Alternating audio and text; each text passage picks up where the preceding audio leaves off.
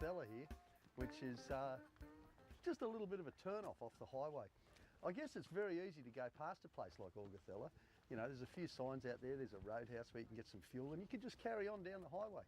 You'd miss out on one of the prettiest little places on earth. And there's so much pride in a place like this. You can see it everywhere.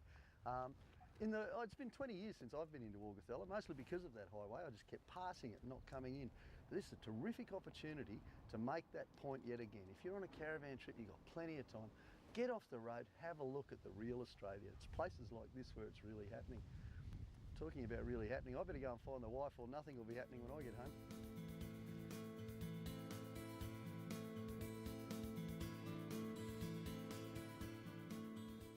The amazing thing about travelling through the Queensland outback is that you might not see a lot on the road, but once you get off the road, you can see all sorts of fascinating things. And here in Blackall, just a few k's out of town, is the old wool scour, which used to be the centre of one of the strongest industries in Australia.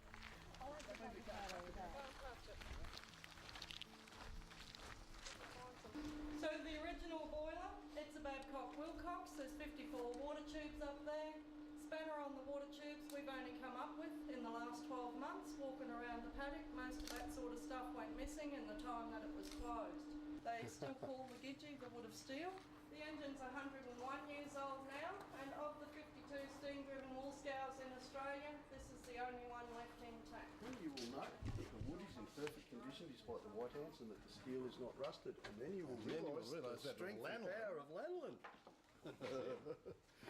The yards in their day would have held anything up to 40,000 sheep. A lot of properties didn't have sheds on them. They were brought in here to be shorn and then booked in from year to year.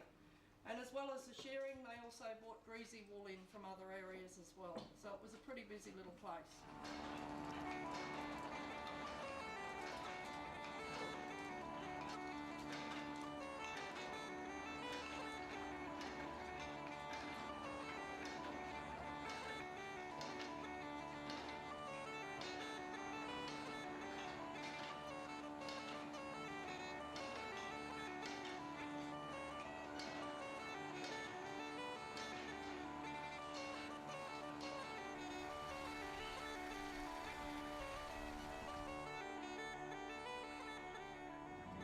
Just driven through Blackall on our way to Barcaldine.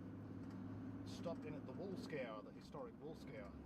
Now when you're coming through these parts, it's sort of a must visit. It's a really great historical place to check out and see how hard those fellas actually worked in the old days.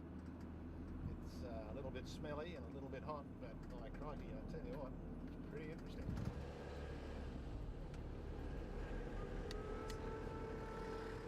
Jackie Howe's statue in Blackall's Main Street reminds us of just what a legend he was.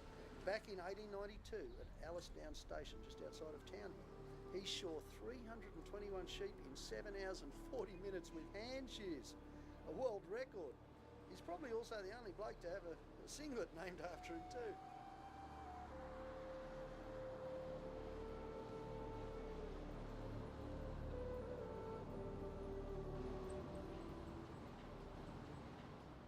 Tree of knowledge, eh? This is it. You know, a lot of people don't know, most bush towns at some stage had a tree of knowledge, and it was nearly always near the railway station, just like this. And the whole idea was that people moving in and out and through town, whatever, could pin notes on the tree. And so the tree is called the Tree of Knowledge because it used to have all the information on it. Oh, okay. But this is a very special one, isn't it? This is the Labor Party one, Mark Latham special.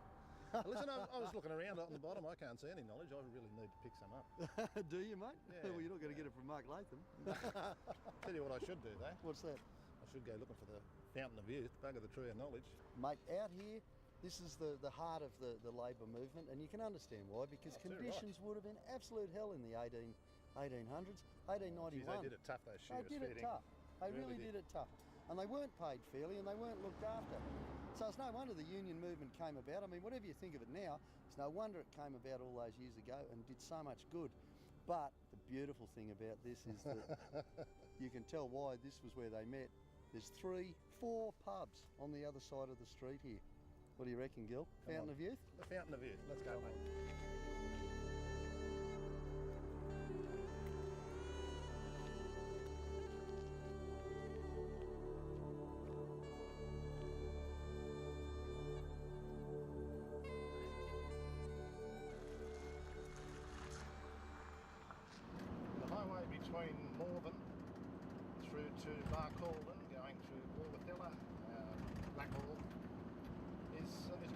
piece of road. It's got a little bit bumpy in patches, but basically it's good and wide.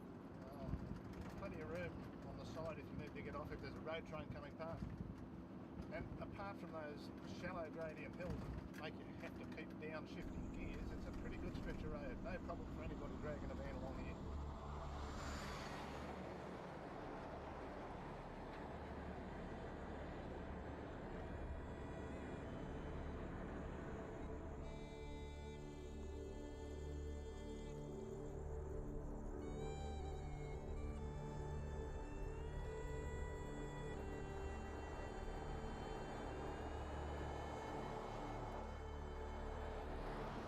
You will have to look out for on this piece of road is stock. There are no fences, or very few fences, so you can often see stock close to the side of the road, so just keep your eye on them. And also don't travel if you can avoid it getting close to sundown along here.